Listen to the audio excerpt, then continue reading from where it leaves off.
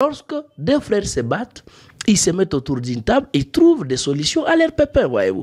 Et vous allez vous rendre compte que la RDC, depuis les années 90, depuis leur génocide, même avant le génocide, la RDC a toujours été victime de l'agression rwandaise. Et même avant les années 90, vous vous rappellerez que comment est-ce que... Et d'ailleurs, pour nous, la communauté chi, nous avions fait la guerre contre les Rwandais.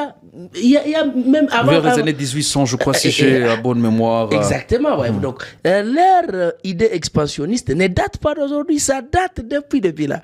Alors, aussi, si on peut parler de l'histoire de la RDC pour que les gens puissent mieux comprendre, puisqu'il y a ceux-là qui disent exactement que la RDC s'est sentie vaincue. Or, c'est faux, archi faux.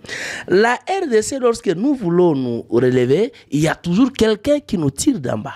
Il y a toujours un citoyen qu'on a toujours utilisé pour nous tirer d'en bas. Savez-vous pourquoi Kagame a vendu les 1,23 à M. Nanga? C'est pour faire croire à l'humanité que nous, ce sont des Congolais entre eux qui se battent. Mais il y a eu des documents. Tout a été documenté par les experts de la MONUSCO. Tout a été documenté par beaucoup d'organisations, monsieur les journalistes. Mais nous savons tout ça. Mais pourquoi ça bloque chez nous? Non, parce que c'est vrai.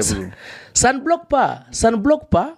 Ça ne bloque pas puisque je suis sûr et certain que si ça bloquait, on devrait laisser ces gens y aller. Mais attention, les droits humanitaires internationaux, quelquefois ça s'impose. Et nous avons les droits, nous comme citoyens, comme la RDC, de poursuivre tout celui qui trouve notre quiétude. Et c'est ça, ce droit que même la Russie a utilisé.